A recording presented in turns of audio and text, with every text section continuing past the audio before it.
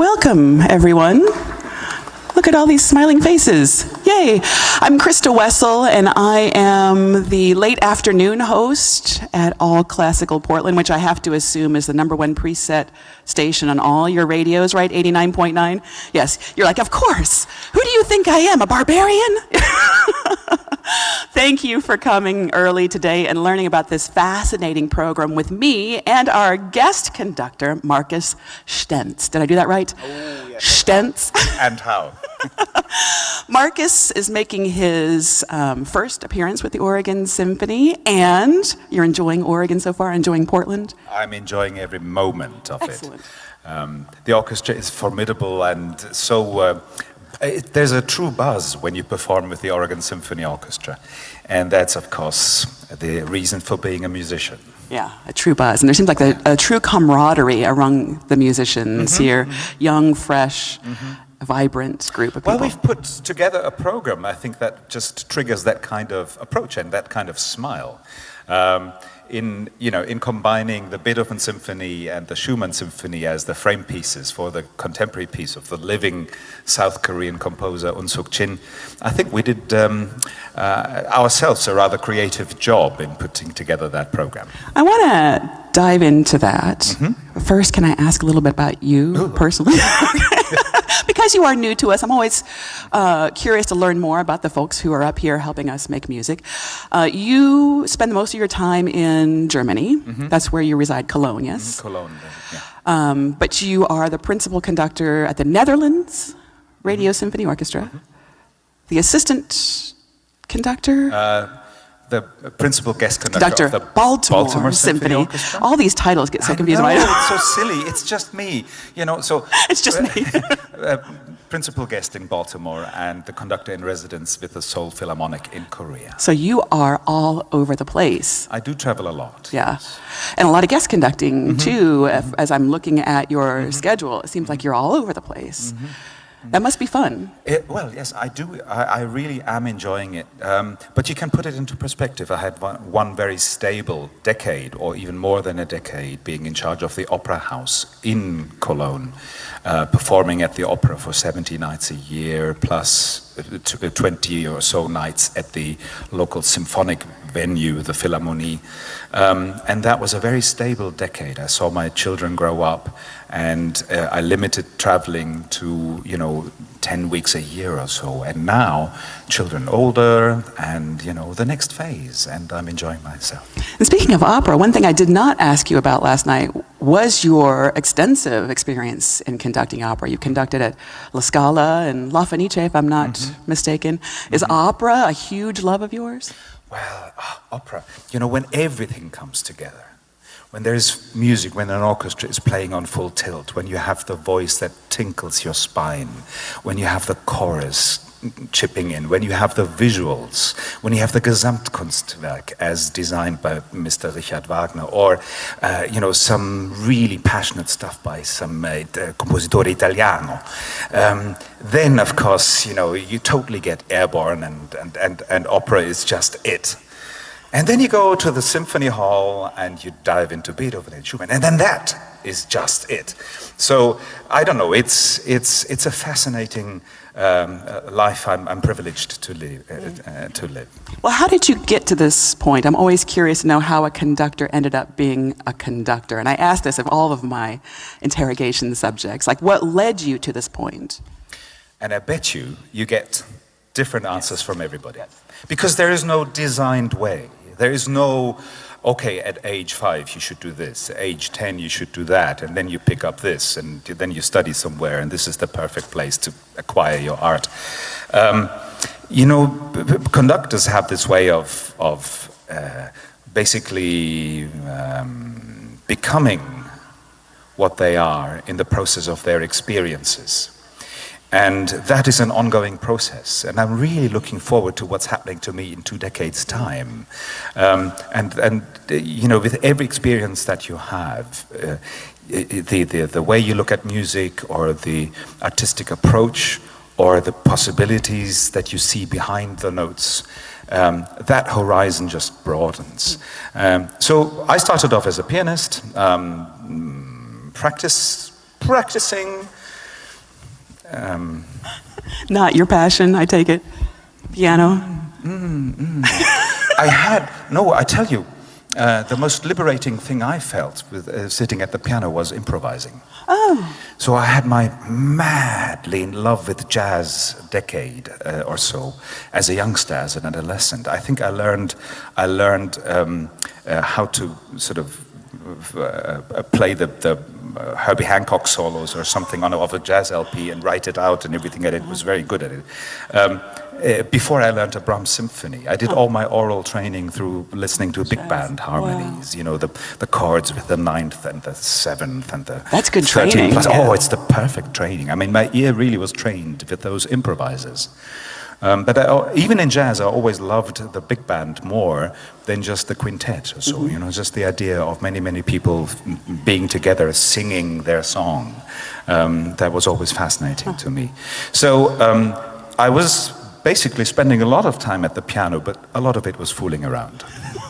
And then you had an aha moment, like, yes, no, done with there jazz. was the one guy who combined the love, the freedom of thinking, the love for classical music and the broad horizon, and it was Leonard Bernstein. And, you know, life changer. German television decided to broadcast his Harvard lectures, you know, the 6 lectures he gave at Harvard. And still to date, I implore you, if you don't know them, buy the book, watch the video. It is the most intriguing and fascinating way into classical music, and that is for people of all backgrounds, you know, for the connoisseur and for the young aspiring learner like I was, just as well as for the people who just want to ever so slightly touch up on the subtleties of music. Everything is encapsulated in those lectures. They were broadcast every Monday night. And you were how old when you saw those for the first time? 12 going on 13. And that was a game changer for you. Yes, it was. I did finish school, but when I was 18, I decided to enroll into the conducting class at the university in Cologne. And here you are. And here I am, wow. exactly. I love doing the Rhenish Symphony, you know, which of course depicts the Cologne Cathedral as Schumann first saw it. So there's a little private joke. Well, so let's talk about this program. Last night when we were doing this chat before the concert, you mentioned that it's a celebration of creativity. Yes. I want to add one more line to that as we discuss the celebration of creativity. Pushing the limits, too, is how I also think of this program. So given those two phrases, let's talk about how you design this program this afternoon. I was always intrigued by the sheer fountain of creativity that possessed Beethoven to write his first symphony. Beethoven's first symphony, I mean, if you look at it, his first go at doing a symphonic statement is already very much there. In duration, the piece is about as long as the Haydn symphony or a late Mozart symphony. And, you know, some of the ideas fall into the ballpark of, you know, rhetorical music as it was the vogue at the time. But then Beethoven straight away sets out to give us more drive, more energy, more, you know, not hesitating force in his music. And so for me, the first symphony is already that fountain of creativity. First movement, slow introduction, and after that the music is bouncy, bouncy, bouncy. Second movement, rhetorical music. Not snail pace, not slow, but just gently rocking along a different key, F major, pastoral key.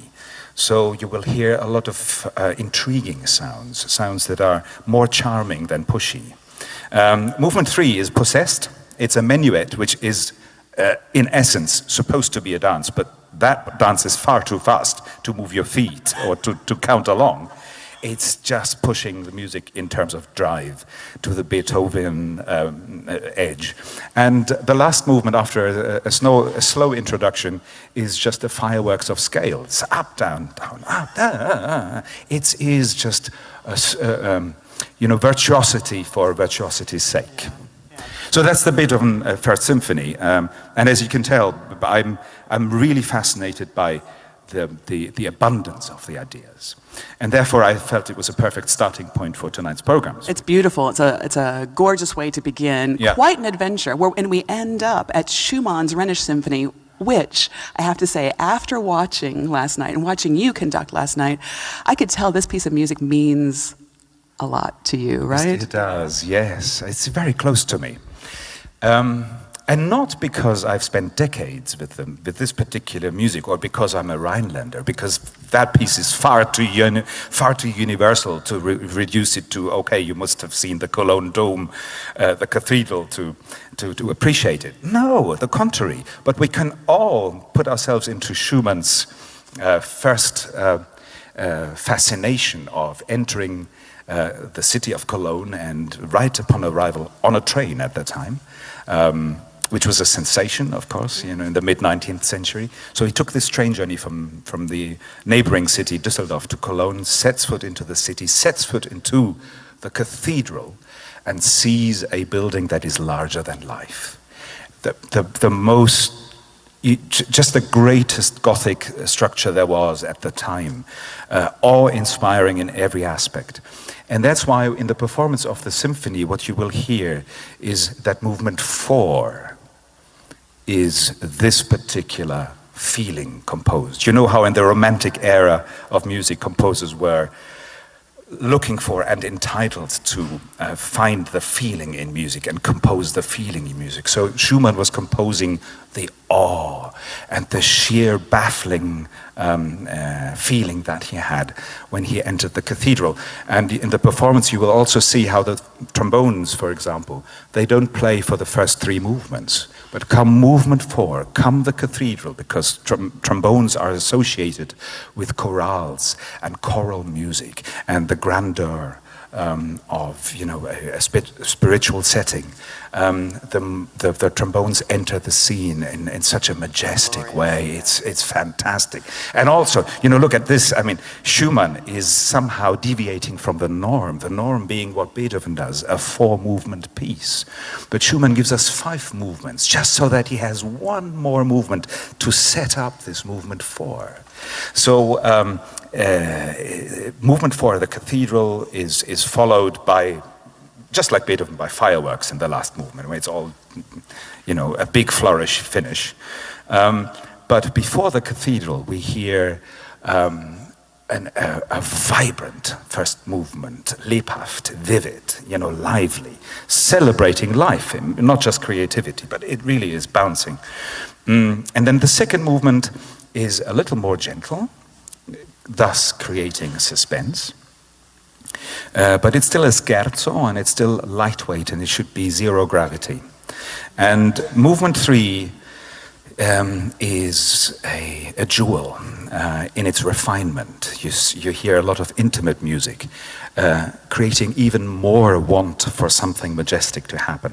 And then Schumann gives you just that.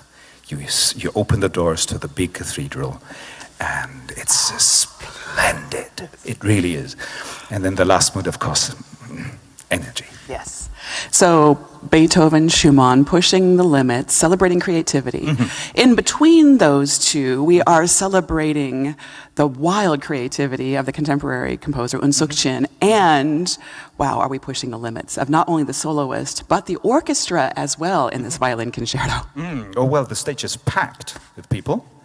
And the most obvious feature being the percussion section, which for the violin concerto, Un Suk Chin's violin concerto, she has used the percussion in a very expensive also. Have you seen this list in the program? Do you mind if I read it again? You read it out. It's go fast. Okay, go speed. Okay. Speed. Timpani, cymbals, bass drum, claves, glockenspiel, guiro, a Javanese gong, 2 marimbas, metal block, snare drum, steel drum, thunder sheet, tambourine, triangle, tubular bells, vibraphone, xylophone, zanza, 2 harps, and a harpsichord. Christa, well done. I mean, it's packed back there. If you have seats in the balcony, you will be able to see this massive array of percussion. Yes. And, that corner of the stage is not there in order to be overpowering, but just in order to have a myriad of colors. And that taps into what I feel when I program this particular piece. I've done it a few times over the decades. The piece is extraordinary. It's truly original. And if you think of it, if you're a living composer today, there's two striking things. The one thing is, like, you don't even need to think about our time. You are part of us. You, by default, will find the sounds that you can grasp in our time. And when you, as a listener, hear this piece, you don't need a historian's looking glass. Like, you don't need a translator to say, okay, at the time Schumann was traveling on the train.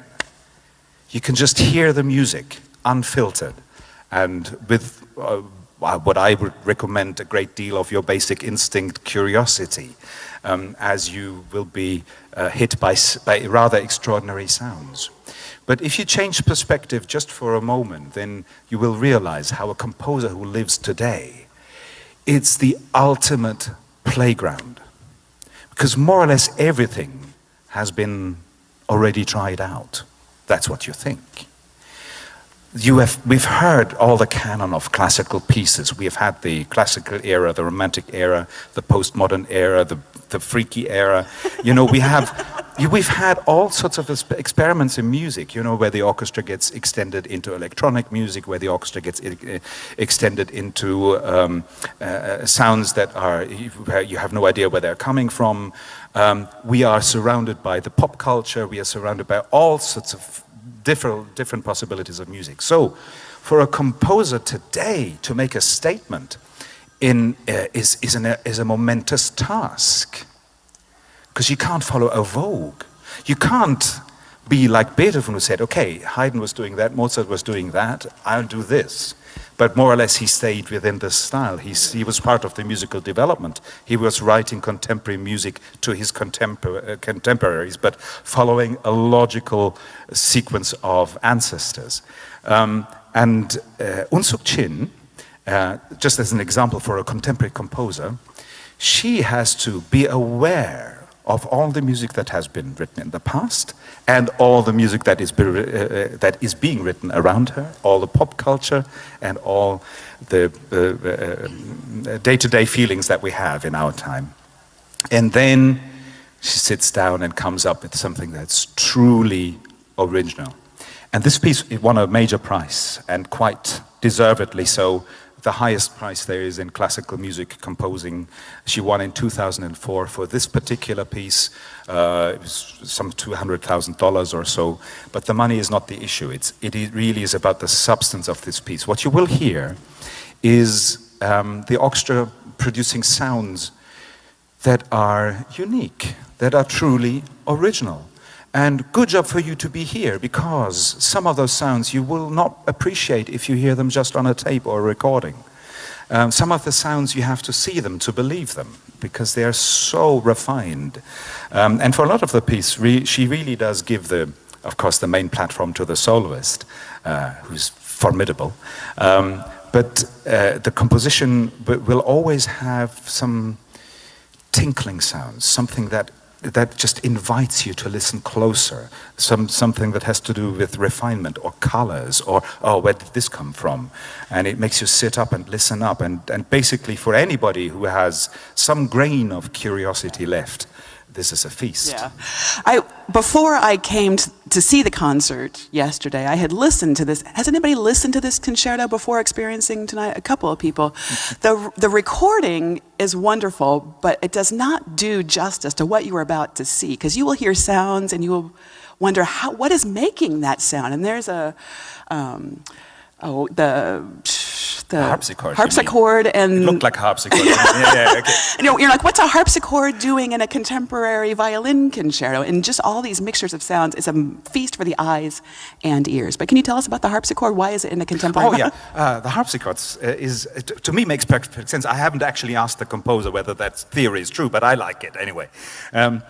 You have to understand this piece also goes in 4 movements, and it very much follows the proven and tested formula of, energetic first movement, second movement, third movement, ting, ting, ting, last movement, ak. And which is pretty much the formula for Beethoven. Anyway, you recognized it, I'm sure. Yeah, okay. But just to quickly take you through the movements and thus answering your question about the harpsichord. The first movement will draw you in.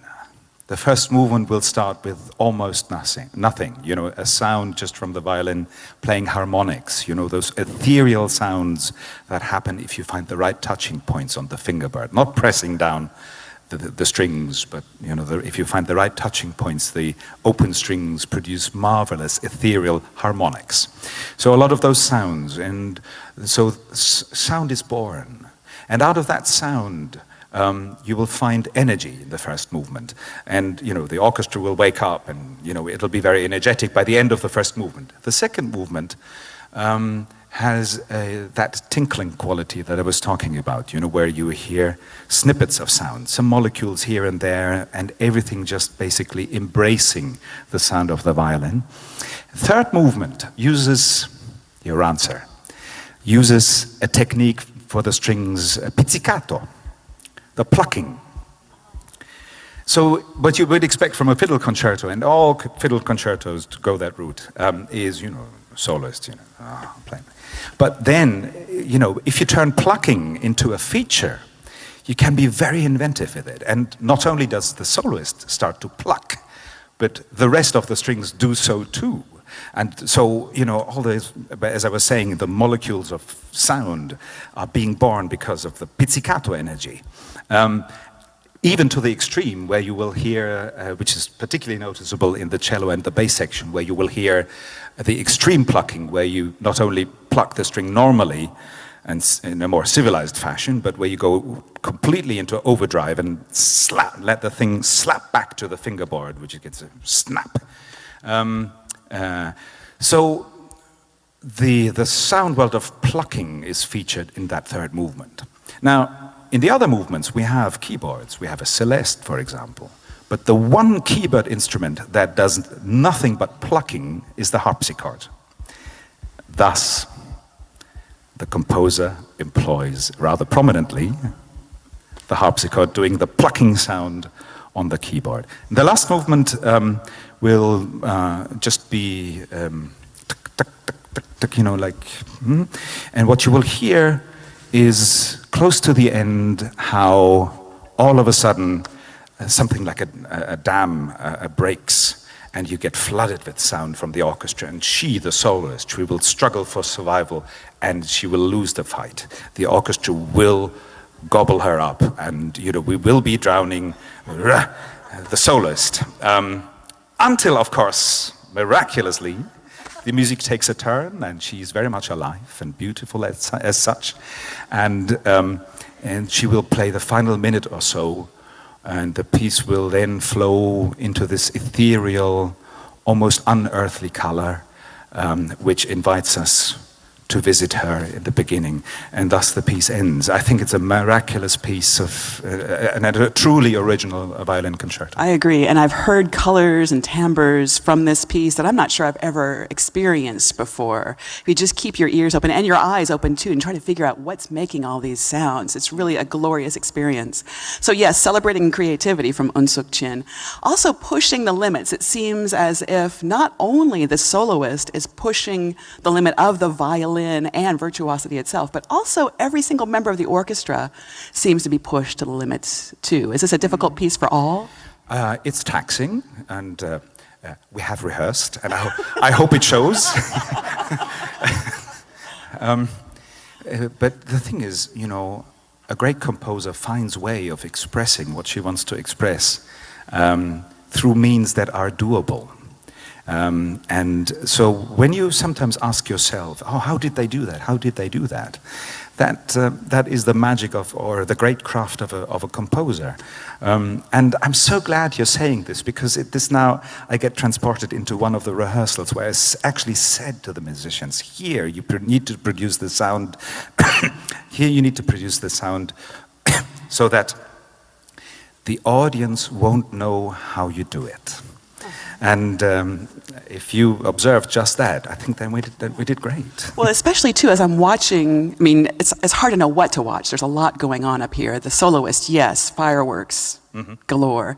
And it looks, from my perspective as the musicians, there's a lot of little bursts of music here and there, and they're counting, and they're, it just seems to be, everybody's in that moment together. It's engaging, you know, and that's the best zone you can be as a performer. You know, it's like we are on stage, you know, we are there because we want to give something to you. We want you to share the process of creativity. You know, when we are playing these pieces, it's not press button performance. It's not that we have somehow designed an autopilot in rehearsal and we press the button and that gets delivered. No, you are here this afternoon, and when we start the performance, it is the Sunday afternoon performance, and it will be distinctly different from last night's performance and the night before.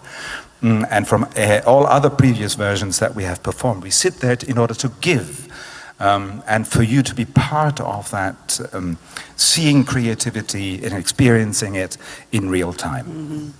It's beautiful the way you put that. We are experiencing something very unique together in this moment. Yes, I truly believe in that, and I always, in rehearsal, I leave things open. You know, sometimes not this week so much, but sometimes actually actively tell the orchestra, look, you know, these passages will be improvised in terms of dynamics, for example. You know, we have the freedom. Notation is notation. It's the composer's formula for his music, but it's already the first translation.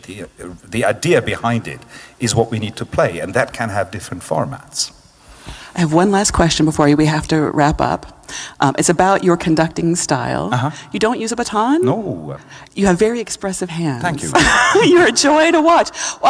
Is that because you feel like you can transmit more with the hand than with the baton? Well, the starting point really is the classical era, Beethoven's time, where the conductor as such hadn't been invented yet.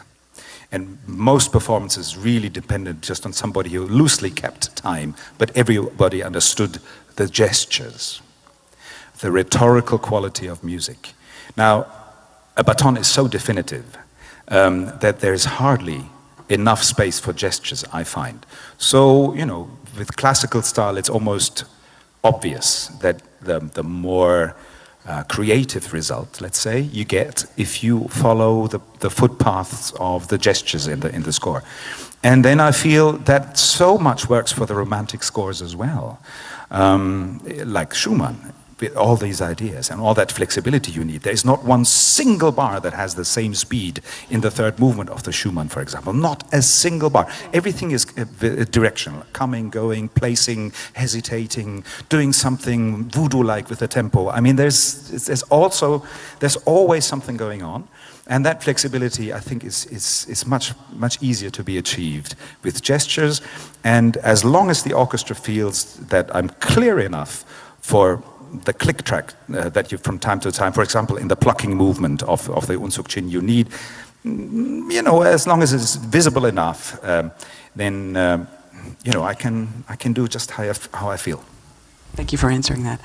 You are in for not an oral treat, but also a visual treat today. It's going to be a wonderful program from the first note to the last.